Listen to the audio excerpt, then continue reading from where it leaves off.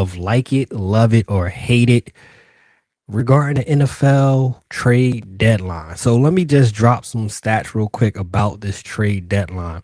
This is the most players traded in a season in the past 25 years, tied for the most first round picks dealt in a season for the last 25 seasons.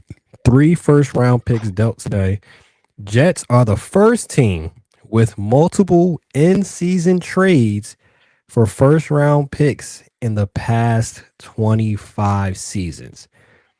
It was an extremely busy trade deadline today.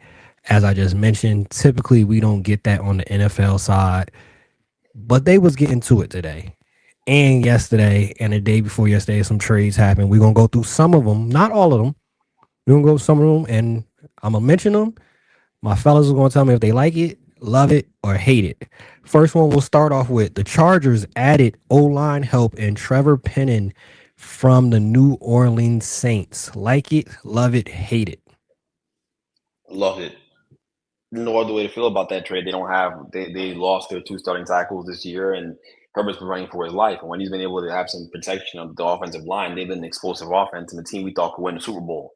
So yeah, it's great that you were able to go out there and get Penning, who was a former, I believe, first round pick or a high pick in the draft. So yeah, go out there, acquire him, give yourself a chance to compete as you get closer to December football, because you know you're gonna have to keep your quarterback upright when you're behind in games and trailing and in the cold weather, and your running game is not really as effective. Although they found some success recently with the running backs they have. But yeah, I think it's a great move for them. I think it's a great move for them, and I think that it sets them up nicely to hopefully have a nice run in December. Yeah, I like it. I mean, he was kind of a disappointment over in New Orleans. Otherwise, you wouldn't be trading him for such low value, like a 6 round pick. But they're desperate. They need to recoup some assets for the Saints, and Joe Alt just got hurt for the season. So the Chargers needed to make this move. So it's a win-win for both parties. Seahawks land Rashid Shaheed from the Saints in exchange for a fourth and a fifth round draft pick. In his career, he almost is averaging 15 yards per catch. Like it, love it, hate it. Love Love it. it. Yeah. The way Sam, I feel like if Sam's not playing the way he is, you might not make this move. You might just work with what you got. But Sam has been on the money. He's what PFF's number one rated quarterback this year, and his deep ball, like he's been on the money all year. And you bring in Rashid Shaheed, who might be one of the top three deep threats in the NFL, who's kind of getting wasted in New Orleans. Now you give him Sam Darnold, this offense could be even more explosive. And that's not even mentioning JSN and some of the other guys that they have on this offense. So yeah, that's the Seahawks always make these smart moves for guys, and they usually pan out. Nah, man, Miles hit the nail on the head. They're such an explosive pass offense. The rich get richer. You already have an MVP candidate in JSN on your team. He's not obviously going to win it, but he's been playing at an MVP level. And you add Rashid Shaheed to your team, which adds a whole different dimension to your offense and makes you even more explosive up the field and vertical in the vertical passing game. There's not much to not like about that move. And if I believed in Sam Darnold, if I thought Sam Darnold didn't have IBS every time he got into a big game, I would tell you, hey guys, they're going to win the Super Bowl. But because he's Sam Darnold, then he has to prove that he can play in December and play in big spots in the postseason. I'm still lukewarm on them, but they have an incredible team around him. I mean, that is an incredible roster with an incredible young coach as well. It's really been phenomenal to watch. That defense is ridiculous. So yeah, and offensively they're great too. So not many holes except the quarterback when it matters the most. Well, I guess that solidifies. I don't have to bring that up later on in the docket because that was on the docket, but I think he answered how he feels about the Seahawks right now. Another trade that happened: the Packers added Draymond Jones from the Titans. Jones is 28 years old this season, 4.5 sacks, 5 tackles for loss, 9 QB hits, and 19 pressures, which are seven more than any Ravens defender. The Ravens added Draymond Jones from the Titans. Like it, love it, or hate it. I like it. I mean, they traded Owe a few weeks ago, and they needed edge help. But I mean, this defense is not that great. Like they have issues in the secondary, not much of a pass rush. So that's why you make a move for Draymond Jones, who, I mean, he's got 4.5 sacks, so he's doing something. But it's not like he's that big of a difference maker that he changes the way we look at this Ravens defense this year. So I like it. I mean, at least they didn't sit on their hands and do nothing. Yeah, I mean, I'm not gonna say I hate it. Does like it, love it, or hate it? So I'll say like it. I guess it's an okay move for them. They're a bad defense, like Miles has said. I don't see a whole lot of upside with this signing. But they're going to make a run towards the end of the half of the season because Lamar is back and playing at a high level, and that's what they were really missing, to be quite honest with you guys. But it's about the postseason for a team like that. We all know it. We don't really care about what Lamar does in the regular season, right? At least that's what collectively the NFL ecosystem tells us. But for me, it's a good enough move to get you to the regular season and have some success. We'll see about the postseason. I hope he can. I hope Lamar can get through this year, but you know, history says that he won't. Another IBS candidate, unfortunately. Jalen Phillips was traded to the Eagles. The crazy part about this one is the Eagles will be paying $500K of the $6 million salary left for Jalen Phillips from the Dolphins. The Dolphins received a 2026 third rounder. Like it, love it, or hate it. You gotta love it. I mean, Howie doing Howie things, basically. Like he goes out and gets a steal with Jalen Phillips, and this was a need because that's the thing. This defense, the calling card last year was they had a great pass rush. And that's why the Super Bowl looked the way it did, because they were on Mahomes every snap. Didn't even have to blitz. That was it. So I mean, you add this guy, hopefully it helps the defense and helps the secondary a little bit. And that's usually what you want to do. If your secondary is not that great, you want to add a great pass rush. It usually makes the secondary look a little better. And maybe who knows, Jair Alexander's got a little juice left in the tank, and maybe there's something there. But I like the move with Jalen Phillips. I hate it, but I hate it because it's them. It's obviously a great move for the Eagles. I don't know why these teams answer the phone when Howie calls them because you're going to get screwed every single time. This guy is out here literally just running roughshod through the NFL with these GMs, just winning every trade. It's a great move for them. I don't know that Jalen Phillips has been incredibly productive down in Miami. I know he had an injury. I don't know that he's lived up to the hype. In fact, I'd say he hasn't. But going to play over there with that coaching staff, you've got to believe he's going to be a bit more productive. And the Eagles' pass rush has been, just non-existent this year. But he has a chance to give them a little bit of life, a little bit of juice. So how can you not love that trade if you're the Eagles? I mean, it's ridiculous. Again, I don't know why teams answer Wyatt when he calls. I don't. And it's not even going to be a high third round pick. It's going to be a late third. They're going to win a bunch of games. So the Dolphins just idiots. It's ridiculous. But they really what they should have done is what the Jets did today. And I'm sure we're going to talk about. We'll talk. I don't want to spoil nothing, but that's the approach they should have had is trading away their heavy marquee guy to get like first round picks back because you're about to tear this thing down to the studs. So you keep your little, you get rid of your short Hawaiian quarterback in a minute, and you're gonna do this thing over again. I don't know. They don't have a GM. That didn't stop them from making this stupid trade.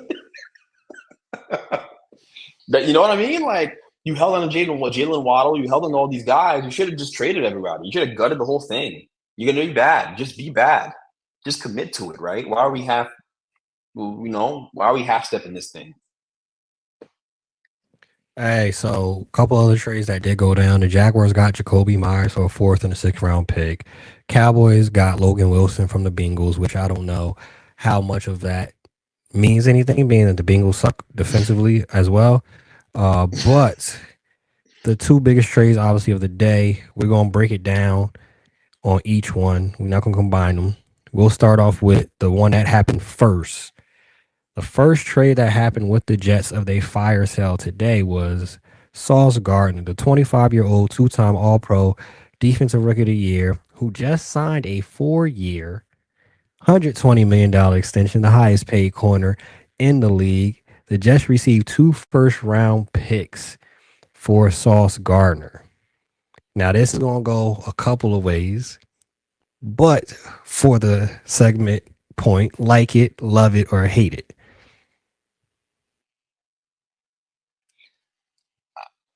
I love it. I mean, Of course shoot. you do.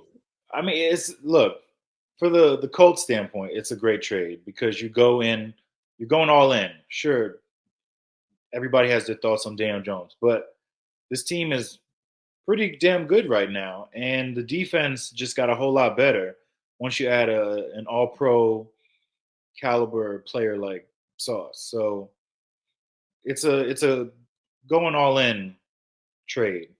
New ownership or passed down ownership trying to make a splashy move, and they did that. They brought in an All Pro. For the Jets standpoint, this is a smart trade. You get rid of Sauce, even though, yeah, you sign him to an extension. That makes you think, all right, this guy's going to be here for the foreseeable future. But I mean, any good GM will tell you if another team calls and you'll listen. Doesn't mean you have to trade anybody, but like you'll listen on an offer. And if an offer is too good to pass up, which hey, I mean we're 1-7, and yeah, Sauce can be an All Pro again. But if we finish 2-15, what did we really accomplish? So, um, yeah, you clear up some cap space. You you know dive deep into this rebuild, and now you have 2 first round picks and a talented young receiver in AD Mitchell to kind of get this thing started. So I'm interested to see how this thing unfolds. But yeah, getting the 1st round picks, I mean, most teams would accept that. Even though I have friends tell me, "Oh, they're going to be late 1st round picks." I'm like, "Yeah, it's still a 1st round pick, even if it's 20 or 24. A 1st round pick's a 1st round pick. There's talent all up and down the board." So Yeah, I just got a hit on whatever pick it is. That's the only thing. Like you mentioned pre-show, that the first couple picks y'all had this past year is panning out well, even some that y'all had on day 3. So if you have a front office that is good at scouting and assessing talent, a first round pick is a first round pick. You gonna get something out of that. On the flip side, the Colts. So I just want to, before we get into this and looking at the Colts in the full aspect of this, is smart for them going all in with Daniel Jones at their quarterback. For Steelers fans that's hyped, y'all only won by 1 touchdown. Y'all caused 5 turnovers. Aaron Rodgers only has 1 touchdown. No receiver has 100 yards receiving. No running back has over 35 yards rushing. And y'all only win by a touchdown, getting that many turnovers. The offense is still abysmal over there in Pittsburgh. The defense is legit. That hasn't been the question for years. 27-20. You force 5 turnovers.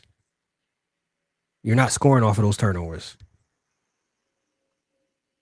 That game to me says more about the Steelers than it does about the Colts. Yes. But on the Colts side, Daniel Jones, for some would say the real Daniel Jones showed up. Some would say it was an aberration.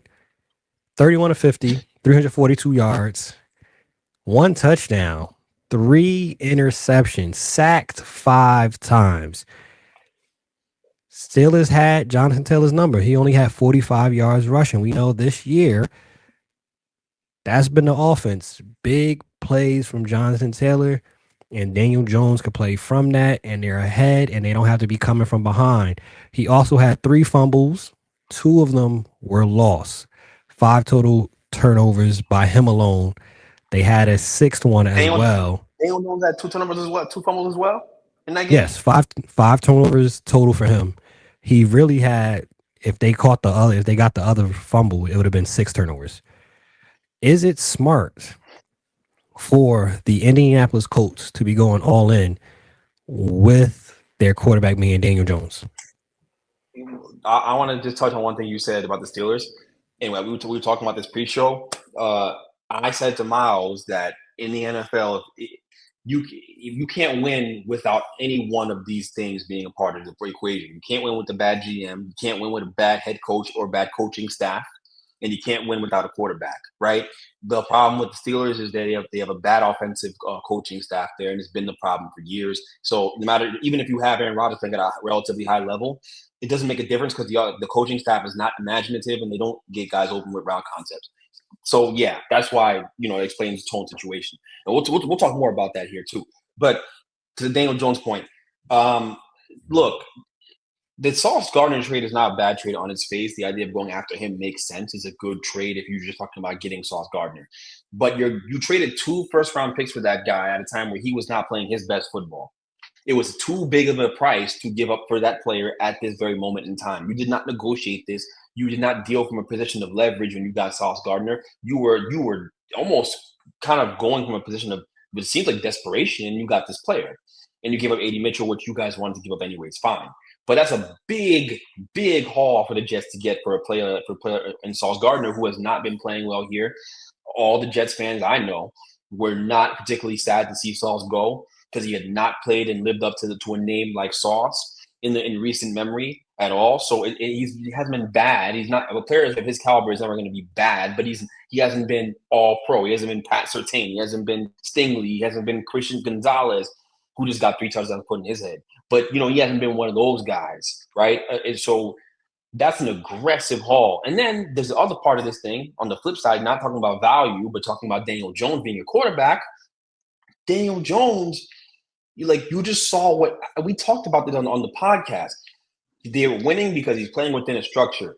Jonathan Taylor runs, like Tony said, right? He gets big gains, and you can play action off of that. You can stay ahead in the game. You can stay ahead of the sticks, second and short, third and short. If you're on schedule and on script, Daniel Jones is going to be a very good quarterback. The second he has to make a play on 3rd and long. The second he has to play under adverse situations. The second his run game is not working or the pass rush is getting to him. What do you see? Fumbles, staring down the first target, throwing the ball directly to a linebacker who runs underneath his route. He stared him down, threw it right to him, right? Do you start to see that stuff? And that's why we as Giants fans, that's our memory of what he was here, because we didn't have a well-oiled machine around him offensively, obviously. But now that he's in with the Colts, and he's playing against this softer schedule to start the season, everyone's all excited. But every Giants fan who was watching the All-22 and really dialed into what Daniel Jones' weaknesses were, understood that this was going to happen. So to invest the way they did in this roster and invest in this season like you're going to win a Super Bowl with that guy being your quarterback, it was foolish. It was foolish. And when you trade 2 first-round picks, you're telling the world, hey, guys, we're not in the quarterback business anymore. We're good. We got our guy. No, you don't. No, you don't. You cannot win a Super Bowl with Daniel Jones as your quarterback. You can't. And I know that this clip of me saying that's going to get some buzz. It's just the truth, because there's plenty of Daniel Jones truthers all of a sudden. I watched the guy for what felt was way too long. For 6 years here, that what we saw in Pittsburgh on Sunday was the movie I saw every single weekend. And it didn't get good reviews. Had a terrible Rotten Tomato score. It was consistent. That's the equation with him. But when Saquon was playing well, in 2022, early in the season, we had a lighter schedule. He looked great, right? He looked the way he does with Indiana. And the second that this all happens and things go left and things aren't going the way they need to go, he can't make a play. You know what I mean? He can't make a play. And so this has been the experience with Daniel Jones. Foolish to invest in that roster when him is your quarterback, in my opinion. But, we'll see. We'll see. On the flip side, the Jets also got rid of Quinnen Williams over to the 3-5 Cowboys for another first-round pick, 2027, 2026, second-round pick, and D lineman Mozzie Smith. Like it, love it, or hate it? I love it because, again, Quinnen wasn't happy. He was due for an extension, and who knows if he wanted to sign an extension. Probably not. So you get ahead of a holdout possibly, and you get some draft capital for him. Like, this is a new regime. This is their first year, and I mean, Muji's made some solid, smaller trades leading up until this point. So then to turn around and then flip them to the Cowboys, where I mean, you could coerce Jerry to do anything. Like, it's not a smart trade, especially after you saw that they should have gone after Sauce. They really needed a cornerback, but I mean, sure, get Quinnen over here so you can stop the run. But once that quarterback drops back to pass, what's going to happen? So, but that's not my problem. Quinnen, have fun in Dallas. You can be in a decently competitive organization, but you get a first rounder, a second rounder, and then uh, Mozzie Smith, who, I mean, he was a first rounder a few years ago. I was hearing that it was a bad scheme fit. Maybe it works out here, but it doesn't matter. We get the draft capital, and don't have to worry about locking anybody into big figures coming up. We're trying to figure out how do we match these timelines. Like, they reset the timeline by doing these trades. Like, now, I mean, you're in full tank mode. You just gutted the defense. You traded your all pros for first rounders. So, I mean, that's a clear signal that they're looking at tanking and going for a quarterback coming up. So, I mean, I think it's a win. I mean, like, I don't love the trade, obviously, because, in fact, I hate it from the Cowboys' perspective, because this trade was made using the assets you got from trading Micah Parsons, who you never should have traded in the first place, right? And when they went out and they paid Dak, and when they went out, go ahead, Miles, what were you gonna say? I was going to say, I think they're trading their pick, I think. Oh, okay. Their pick instead of Green Bay's. I thought it wasn't two first round picks in this deal. It was a second rounder and something else, A right? second rounder and then And a Mozzie Smith or whatever. first rounder in 2027. So, They use the asset. Look, the moves they've made, all in all, are in part because they don't have Michael Parsons anymore. They're not getting to the quarterback. They're not winning in the line of scrimmage. So no matter which pick they use, no matter what technicality it is, all this stuff, all these needs are bred from the point that you traded away an All-Pro Hall of Fame defensive lineman, an edge rusher, a premium position in the sport, and you traded them away at 26 years old. It's like a Luka trade, just in the NBA. I mean, just in the NFL, right? It's the Luka trade all over again in the NFL. So for me, you're looking at why you have the need you have. I'm not saying that Micah is going to help you stop the run, even though he does. He's a great player. But I just think that it's a ridiculous way to go about rebuilding your defense in what they're doing. They're an awful defense right now. They're terrible on the back end, to Miles' point, talking about them trading for Sauce and them being interested in corners. They probably should have been. They're so bad over the top. But yeah, I just think Dallas is kind of directionless right now. You're going to have to re-up with Dak again and soon anyways. His deal about to come up. You're going to have to re-up with him because he's too good of a quarterback to let walk, although you never know what they're going to do. They might just let him walk. And then, you still have the elephant in the room. You got Diggs, who's declining, right? You got to deal with that. You paid him, right? Instead of paying Micah Parsons, which is insane. And a blind man could have seen, Stevie Wonder could have seen that wasn't going to work out. We talked about in this podcast that the spending spree they went on in terms of resigning all their players, CeeDee Lamb, Trayvon Diggs. Obviously, I don't count Dak. You're going to pay Dak. But when you go out there and you spend all that money on those position players, and you have the big one coming up with Micah, and you're like acting as if you don't. The red flags were always that this could have happened, right? The red flags were always. I think I said in this podcast. That's why we film. I said you're gonna have to trade one of these guys one of these days. You can't resign everybody. You know what I mean? And so I thought it was gonna be Dak, and it ended up being Micah. But it's just such a directionless move, in my opinion. Yeah, you want to stop the run. You're going to be good up the middle, but you know what teams can do? They can run it. They can run at the edges.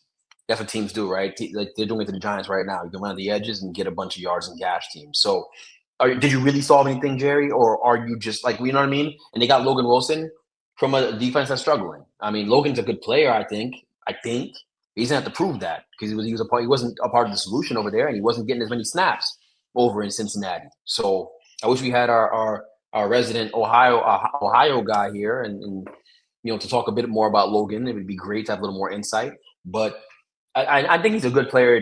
But things weren't going well there. But again, Dallas just seems like a directionless situation right now, and I can't love any move they make with that in mind. I can't, because you don't know what their future holds. You don't know what they're trying to accomplish, right? It just seems all delusional to me.